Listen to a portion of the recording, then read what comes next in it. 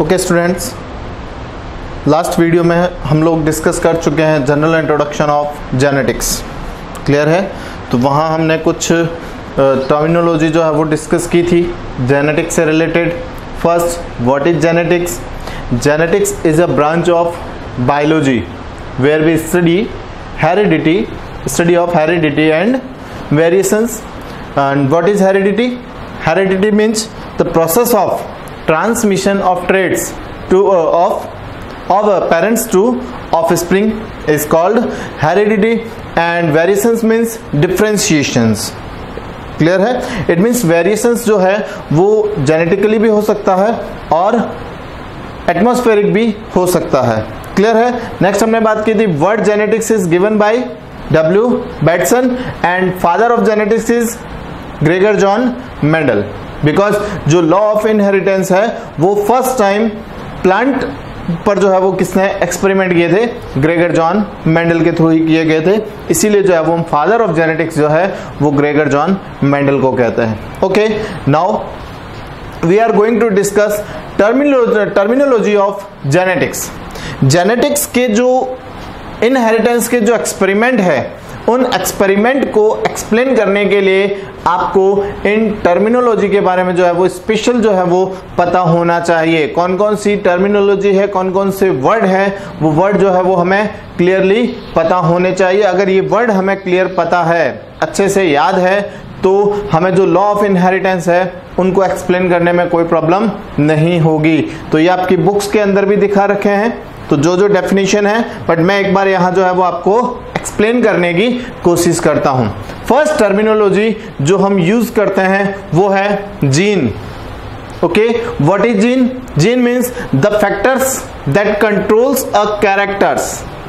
एक ऐसा फैक्टर्स जो किसी कैरेक्टर्स को क्या करता है? कंट्रोल करता है, उसको हम क्या कहते हैं? जीन कहते हैं। लाइक एज हमारे आईज का जो कलर है वो भी किसके थ्रू कंट्रोल हो रहा है? एक जीन के थ्रू कंट्रोल हो रहा है। बॉडी कलर है या बॉडी शेप है, हाइट ऑफ ऑर्गेनिजम्स है, हाइट ऑफ प्लांट है, कलर फ्लावर्स कलर है, ये सारे जो भी कैरेक्टर्स है वो किसी न किसी जीन के थ्रू क्या होते हैं? कंट्रोल होते हैं।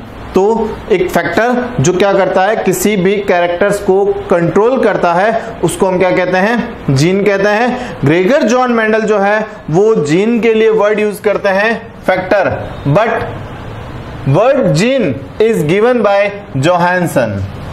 क्लियर है? जो जीन फैक्टर के लिए जो जीन नाम है वो किसके थ्रू दिया गया था? वो जोहानसन के थ्रू दिया गया था। क्लियर हुआ? एक ऐसा फैक्टर जो किसी कैरेक्टर को क्या करता है? कंट्रोल करता है, उसे क्या कहते हैं? जीन कहते हैं। ग्रेगर जॉन मेंडल इसके लिए फैक्टर वर्ड यूज करते हैं। जोहानसन ने जो है वो जीन के लिए क्या वर्ड यूज? जोहानसन ने जो है वो फैक्टर के लिए जीन वर्ड यूज किया है। नेक्स्ट टर्म इज एलिलोमॉर्फ और एलील। व्हाट इज एलिलोमॉर्फ और एलील? मोस्टली जो है वो हम इसके लिए एलील वर्ड यूज करते हैं। Alternative form of a gene, एक जीन का alternative form which contract any one characters. Clear है? Alternative form of gene which control any one characters. एक जीन का ऐसा कह सकते हैं ग्रुप जो क्या करता है? किसी कैरेक्टर्स को क्या करता है? कंट्रोल करता है, बट उसके अल्टरनेटिव फॉर्म होने चाहिए। लाइक एज आप इसको एग्जांपल के थ्रू समझिए, जैसे कि हमारे पास में टॉल प्लांट है, लंबा प्लांट है, तो उसके लिए हम यहां पर ये यूज करते हैं। लाइक एज हमने कल 7 कैरेक्टर्स जो है वो डिस्कस किए थे। लास्ट वीडियो के अंदर हम पी प्लांट के 7 कैरेक्टर्स डिस्कस करते हैं। सपोज हम सिंगल कैरेक्टर्स जो है वो यूज कर रहे हैं, तो सिंगल कैरेक्टर्स के हमारे पास में 2 एलील्स प्रेजेंट है। Like as tall plant present है तो उसके लिए हम कैपिटल टी शो करते हैं, और अगर ड्वार्फ प्लांट प्रेजेंट है तो वो हमारे पास में स्मॉल टी प्रेजेंट होगा। इट मीन्स ये दोनों जीन किसके हैं? हाइट ऑफ प्लांट के हैं। इट मीन्स ये दोनों जीन जो है वो एक प्लांट की हाइट को कंट्रोल कर रहे हैं, बट दोनों कैसे हैं? अल्टरनेटिव फॉर्म में है। एक कैसा है? एक टॉल प्लांट के लिए है और सेकंड किसके लिए है? ड्वार्फ प्लांट के लिए है। तो ये क्या हो जाएंगे? एलील्स हो जाएंगे। किसी भी कैरेक्टर्स को कंट्रोल करने के लिए हमारे पास में जीन के अल्टरनेटिव फॉर्म्स जो है वो प्रेजेंट होते हैं, उन्हें क्या कहा जाता है? एलिल्स कहा जाता है। लाइक एज राउंड सीड है, तो राउंड सीड जो है वो हमारे पास में प्रेजेंट होंगे तो उनको हम कैपिटल आर से डिनोट करेंगे। और राउंड सीड जो है वो रिंकल राउंड भी हो सकते हैं, रिंकल सीड भी हो सकते हैं, तो उसके लिए जो है वो हम स्मॉल आर यूज कर सकते हैं। तो एक ही कैरेक्टर्स को जो है वो 2 टाइप्स के जीन जो है वो कंट्रोल्स कर रहे हैं, तो इसको कहा जाता है एलिल्स। क्लियर हुआ? Alternative form of a gene which controls any one characters, किसी एक कैरेक्टर्स को कंट्रोल करने के लिए जो जीन का अल्टरनेटिव फॉर्म प्रेजेंट होता है उसे कहा जाता है allele. Next, homozygous. What is homozygous? देखिए यहां हम बात कर रहे हैं एलील की। लाइक एज ये जो सिंगल जीन है, ये दोनों क्या कर रहे हैं? हाइट ऑफ प्लांट को कंट्रोल कर रहे हैं। अब अगर दोनों जीन, ये जो दोनों जीन हैं वो कौन सी कंडीशन में हो? सिमिलर कंडीशन के अंदर हो। Like as when both alleles of a gene are similar. Like as example समझिए आप इसको, जैसे कि एक प्लांट है उसकी हाइट ज्यादा है, इट मींस टॉल प्लांट है, तो उसके लिए जीन क्या होंगे? Capital T. या अगर एक ड्वार्फ प्लांट है तो उसके लिए दोनों जीन कैसे होंगे? Small T. तो देखिए यहां जब जीन पेयर ऑफ जीन जो है वो कैसा है? सिमिलर है। इट मींस एक सिंगल पेयर के अंदर जो दोनों जीन है वो कौन सी कंडीशन के अंदर है? सिमिलर कंडीशन के अंदर है, तो वो कंडीशन क्या होगी? Homozygous condition. A condition when both alleles of a gene are similar, like as ये हो सकता है। यहां पर भी दोनों जीन कैसी कंडीशन के अंदर है? सिमिलर कंडीशन के अंदर होते हैं, तो इसे क्या कहा जाता है? होमोजाइगस कंडीशन कहा जाता है। Next, heterozygous condition. Both alleles of a gene are dissimilar. Clear है? जो दोनों जीन हैं, देखिए जीन हमेशा पेयर फॉर्म के अंदर जो है वो प्रेजेंट होते हैं, जीन हमेशा पेयर फॉर्म में ही प्रेजेंट होंगे। जब पेयर के दोनों जीन सिमिलर होते हैं तो उसको, उस कंडीशन को हम बोलते हैं होमोजाइगस कंडीशन।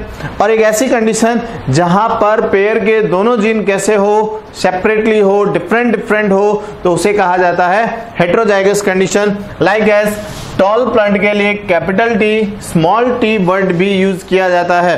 तो ये कौन सी कंडीशन है? ये हेटेरोजाइगस कंडीशन है। Next, capital R, small R, तो ये दोनों जीन्स जो है वो कैसी है? डिसिमिलर है। दोनों जीन्स सिमिलर नहीं है, इसीलिए जो है वो क्या होगा? ये हेटेरोजाइगस कंडीशन के अंदर होती है। क्लियर हुआ? Next term is phenotype. What is phenotype? External appearance. कोई भी ऑर्गेनिजम्स है उसका एक्सटर्नल अपीयरेंस जो है वो क्या होगा? फिनोटाइप होगा। लाइक एज आप मुझे देख करके बता सकते हैं हाइट क्या होगी, हेयर कलर क्या होगा, स्किन कलर क्या होगा। क्लियर है? तो जो मुझे देख करके आप जो चीज एक्सप्लेन कर सकते हैं वो उसका क्या है?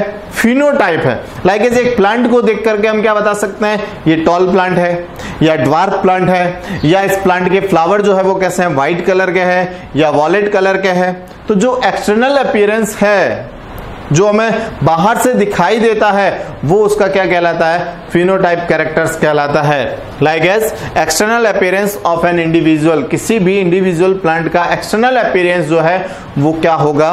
फिनोटाइप होगा। क्लियर हुआ? Next, genotype. Genotype means genetic appearance of a individual. कोई भी, लाइक एज दोनों के एग्जांपल देखिए, फिनोटाइप और जीनोटाइप दोनों के एग्जांपल देखिए।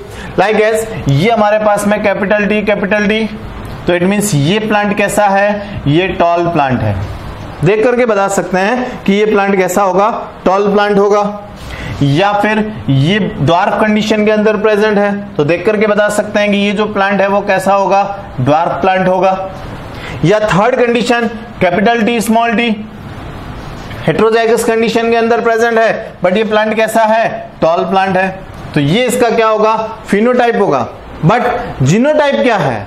जीनोटाइप क्या है? Genetically appearance of an individual. Clear है? Genetic constitution of an individual. Like as यहां पर दोनों जीन्स जो है वो कौन सी कंडीशन के अंदर है? होमोजाइगस कंडीशन के अंदर है। यहां पर दोनों जीन हेटेरोजाइगस कंडीशन के अंदर है, तो ये इसका जेनेटिक कॉन्स्टिट्यूशन होगा। क्लियर हुआ?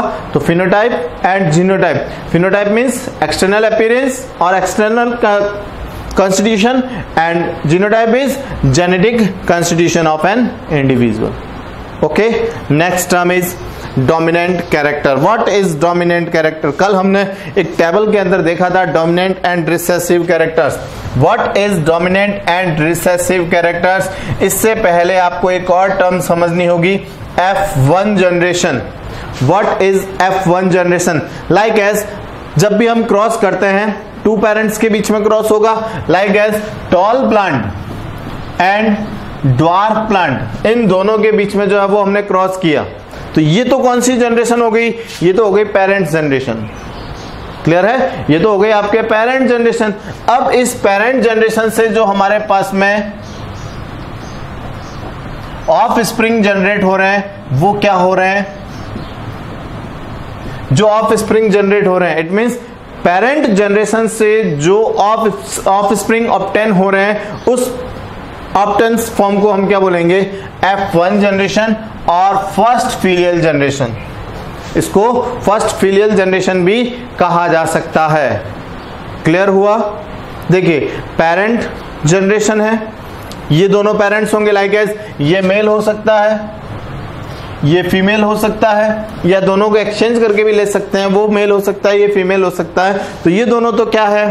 पेरेंट जनरेशन है. अब इस पेरेंट से जो ऑफ स्प्रिंग जनरेट हो रहे हैं, जो ऑफ स्प्रिंग ऑब्टेन होंगे, वो ऑफ स्प्रिंग क्या होंगे? F1 जनरेशन होंगे. क्लियर हुआ? Of spring obtains from parent generation is called F1 generation. Parent generation से जो ऑफ स्प्रिंग जनरेट हो रहे हैं, वो तो क्या होगी? F1 जनरेशन होगी. अब देखिए, F1 जनरेशन के अंदर जो कैरेक्टर अपने आप को एक्सप्रेस करता है, express itself in first generation is called dominant character, and जो कैरेक्टर अपने आप को एक्सप्रेस नहीं कर पाता, does not express itself in F1 generation, is called recessive generation. Recessive characters, like as dominant character, the character which express itself in F1 generation. एक ऐसा character जो F1 जनरेशन के अंदर अपने आप को क्या करता है? एक्सप्रेस करता है, उसे हम बोलते हैं डोमिनेंट कैरेक्टर. और एक ऐसा कैरेक्टर जो F1 जनरेशन के अंदर अपने आप को एक्सप्रेस नहीं कर पाता है, उसे कहा जाता है recessive characters.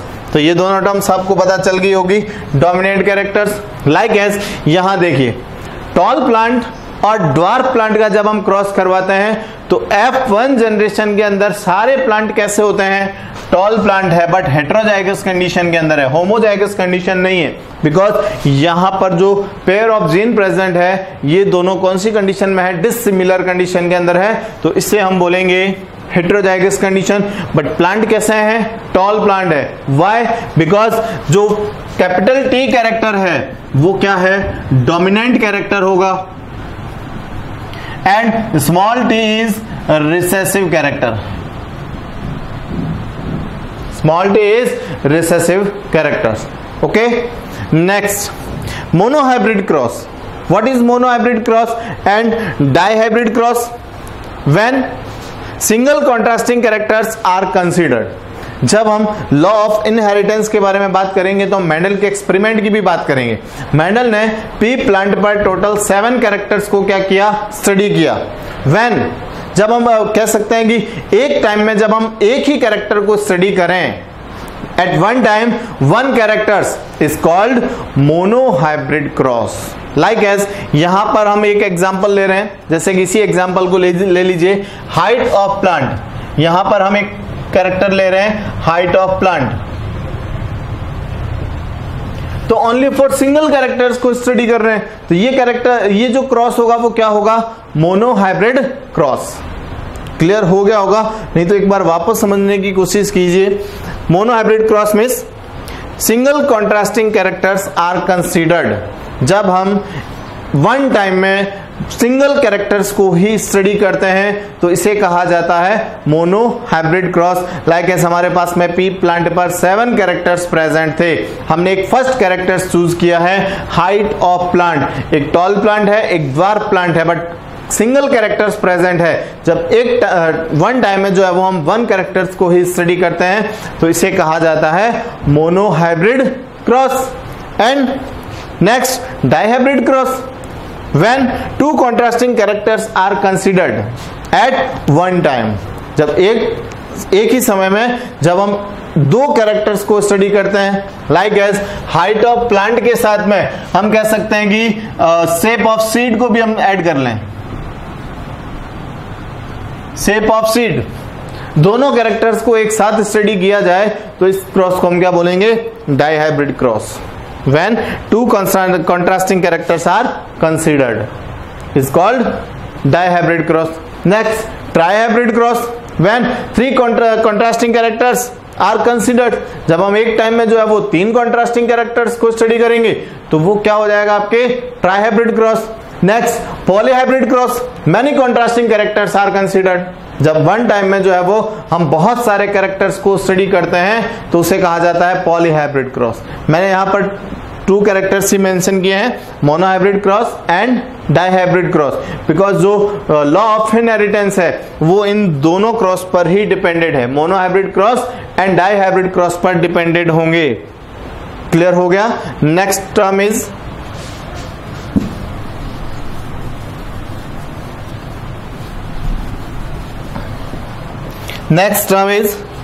test cross. What is test cross?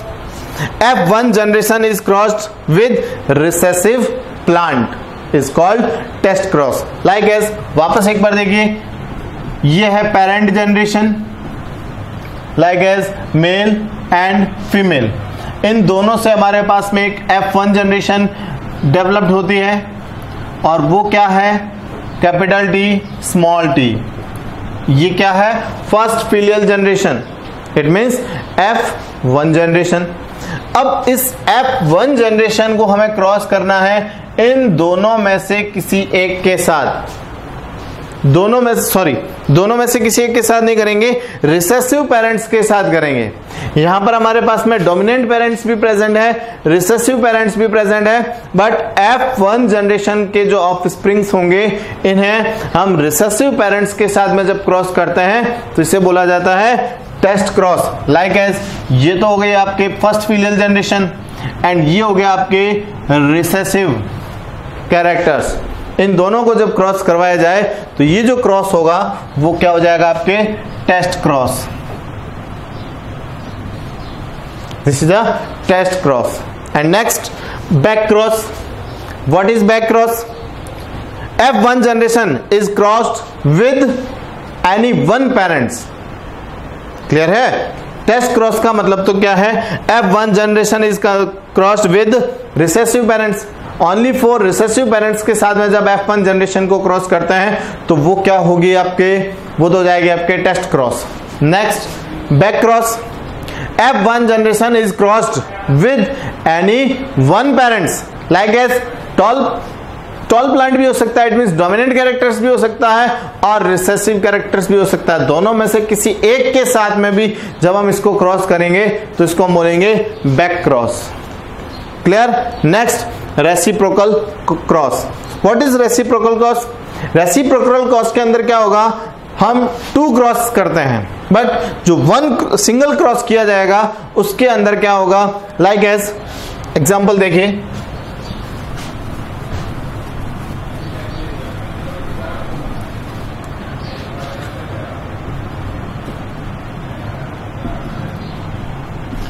Like as ये हमारे पास में एक पेरेंट जनरेशन है जिसके अंदर फर्स्ट टाइम ये जो है इसको हमने क्या लिया है, मेल लिया है, मेल, और इसको हमने क्या लिया है, फीमेल लिया है। इट मींस ये है आपके क्रॉस ए। क्रॉस ए के अंदर हम एक प्लांट को मेल शो कर रहे हैं और सेकंड प्लांट को क्या कर रहे हैं, फीमेल शो कर रहे हैं। एक अदर क्रॉस करेंगे, एक नेक्स्ट क्रॉस किया जाएगा जिसके अंदर हम इन दोनों का जो जेंडर है वो क्या कर देते हैं, चेंज कर देते हैं। लाइक एज ये प्लांट जो पहले मेल था, सेकंड क्रॉस के अंदर हम क्या कर देंगे, इसको फीमेल शो करेंगे और इसको मेल शो करेंगे। तो ये जो क्रॉस होगा वो क्या कहलाएगा, रेसिप्रोकल क्रॉस। क्लियर है? तो इसके लिए हम टू क्रॉस करते हैं। फर्स्ट क्रॉस के अंदर जो हम जेंडर लेते हैं, सेकंड क्रॉस के अंदर हम उन प्लांट का जेंडर क्या कर देते हैं, चेंज कर देते हैं। It is known as reciprocal cross. And next monohybrid ratio and dihybrid ratio. The ratio obtained from monohybrid cross is called monohybrid ratio, and second, the ratios obtained from dihybrid cross is called dihybrid ratio. देखिए यहां हमने बात की monohybrid cross और dihybrid cross. Monohybrid cross का जो result होगा या जो रेशियो हमें ऑब्टेन होगा वो रेशियो क्या होगा, मोनोहाइब्रिड रेशियो. एंड जो सेकंड रेशियो जो डाइहाइब्रिड क्रॉस से जो रेशियो ऑब्टेन हो रहा है वो क्या होगा, dihybrid ratio. And next parental generation. हम बात कर चुके हैं पेरेंटल जनरेशन के बारे में. जो पेरेंट जनरेशन होगी वो क्या होगी, जिससे हम क्या करते हैं, ऑफ स्प्रिंग ऑब्टेन करते हैं. एक ऐसी जनरेशन जिससे ऑफ स्प्रिंग्स को क्या किया जाता है, ऑब्टेन किया जाता है, तो वो हो जाएगी आपके parent generation. And next F1 generation. The of springs obtain from parent generation is known as F1 generation. and next F2 generation. the offsprings obtained from F1 generation. जब नेक्स्ट ऑफ स्प्रिंग जो है वो F1 generation से find करेंगे तो इसको हम क्या बोलेंगे, F2 जनरेशन. क्लियर है. तो आई थिंक आपको ये जो टर्मिनोलॉजी है, जो जेनेटिक से रिलेटेड टर्मिनोलॉजी है, वो आपको क्लियर हो गई होगी. अगर कोई भी डाउट लग रहा है तो आप ग्रुप के अंदर जो है वो मुझे उससे रिलेटेड क्वेश्चंस भेज सकते हैं. एज पॉसिबल मैं जो है वो उनका आंसर रिप्लाई करूंगा. Okay, thank you.